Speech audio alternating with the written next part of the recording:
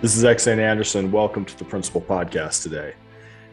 You know, we're going to talk about something that we've talked about in the past, but it's such an important thing. I feel like I need to hit on it again. My brother is a really smart guy. He went to Harvard. He graduated with a master's degree in education. And he and I really like to talk about education together.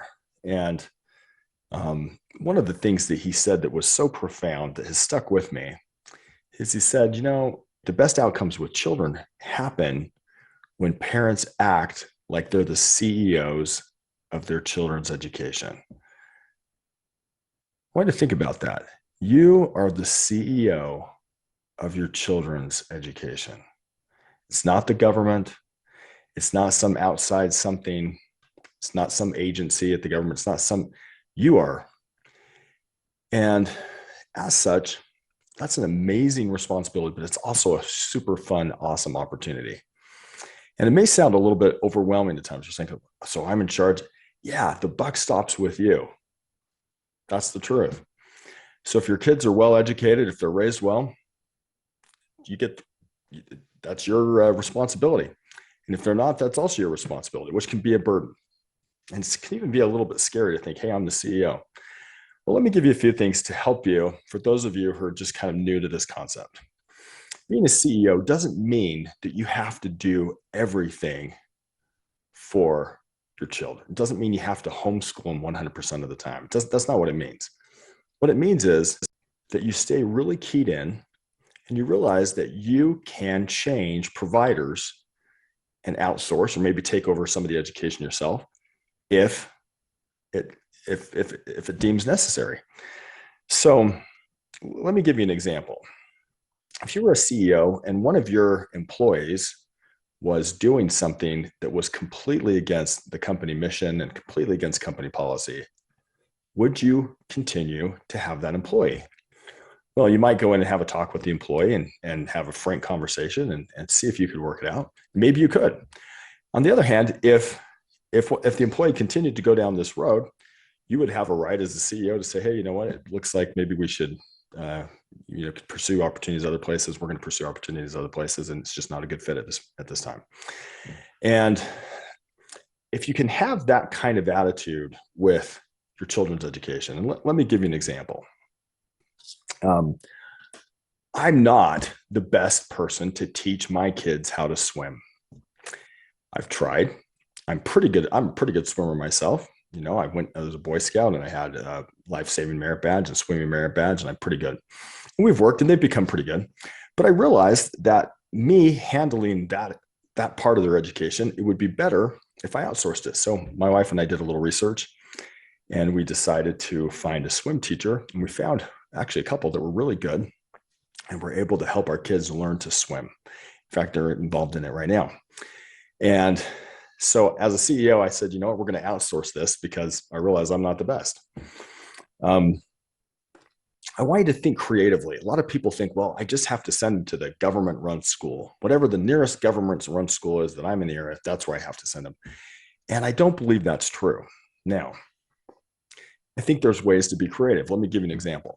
We live in an area where they have what's called a Chinese immersion program, where you can actually send your kids to school. And normally, for about half the day, they'd speak Chinese and half the day they'd speak English. And after going to there for a number of years, they'd probably be pretty good at Chinese. We thought that learning Chinese with the way the world's going would be a great opportunity for them to learn.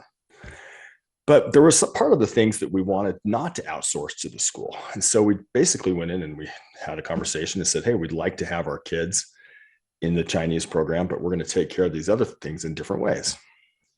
Now, as a CEO, you can decide to educate them yourself. Let me give you one example. I am pretty good at math, and one of my kids was not doing as well at math, I could tell, as she needed to do, and should have known her times tables and didn't. So we decided on this particular one, I was going to take over. And so we've developed a system in the mornings and some other times where I'll actually work with flashcards and helping my kids learn math. And I think it's gone really well. In fact, probably better than it would have gone at any school, because we've gone really fast and I know my kids and we can make it fun and we do a really fun job. But like swimming, I'm not the best one. So I decided to outsource that. teaching my kids Chinese, I'm not the best one. So I decided to outsource my education on that. But when you decide to become the CEO, you might do a hybrid of things. You might say, well, I'm going to, put them in a private school, or I'm going to put them in a public school. I'm going to homeschool. I'm going to do a little bit of both. Maybe I'll have somebody who's really good at swimming, teach my kids to swim. Maybe I'll have somebody who's really good at karate, teach my kids karate. Maybe I'll just have somebody who's really good at math. I can figure out a way to get somebody who's good at math to teach my kids math.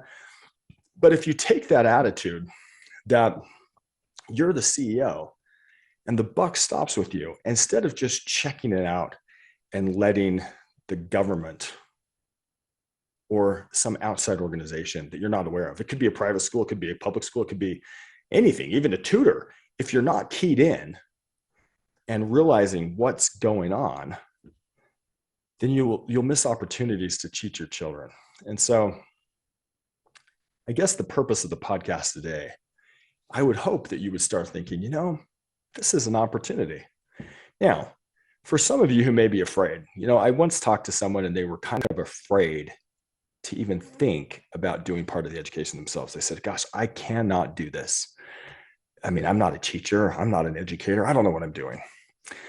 Well, let me give you a little bit of hope. When I was talking to my brother as well, he mentioned a study that I believe goes something like this. They found that the number of turns in a conversation, I don't remember the study, but I remember talking to my brother about it, is correlated with intelligence.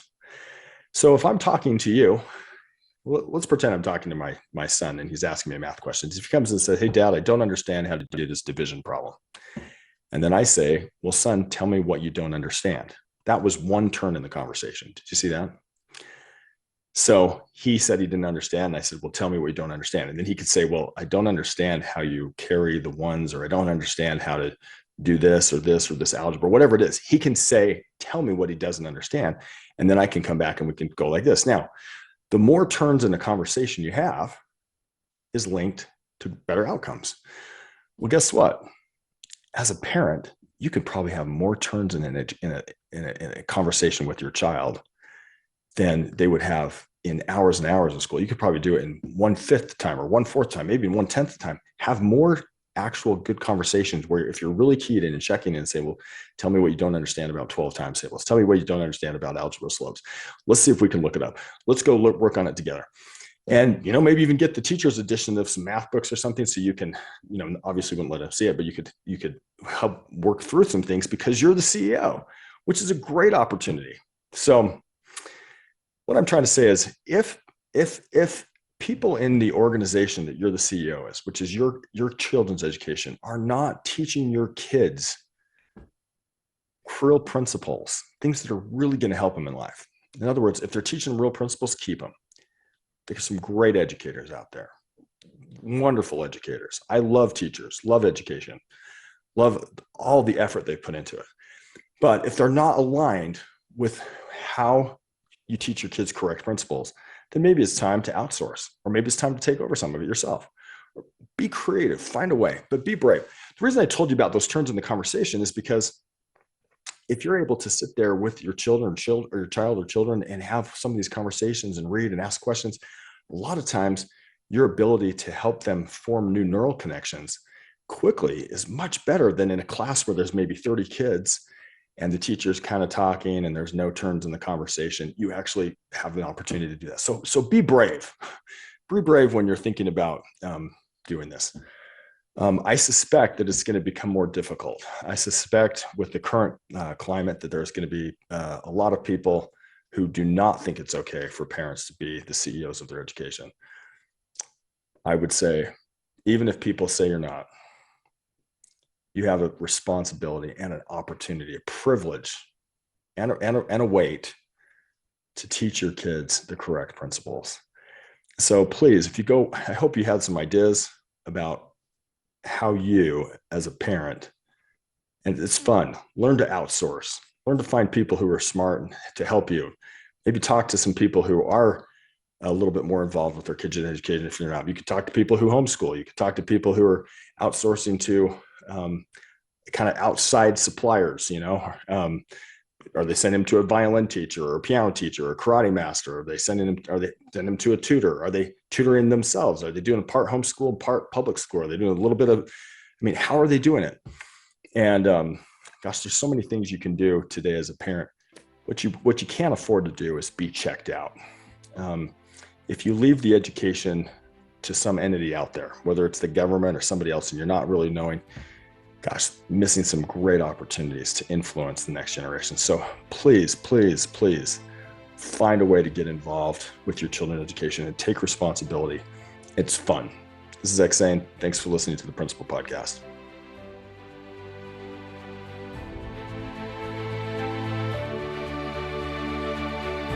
This is X.A. Anderson. Thank you for joining me on the Principal Podcast today. You know, I wrote a book called What I Want My Children to Know Before I Die that has a lot of my thinking and thoughts about the best principles. For those of you going through painful times right now, remember, with Christ, our greatest pain can become our greatest strength. In fact, our pain, I believe, is just our superpower in embryo. And remember, no matter the question, love is the answer. I love you as much as I can for not having met you in person. Thanks for joining me.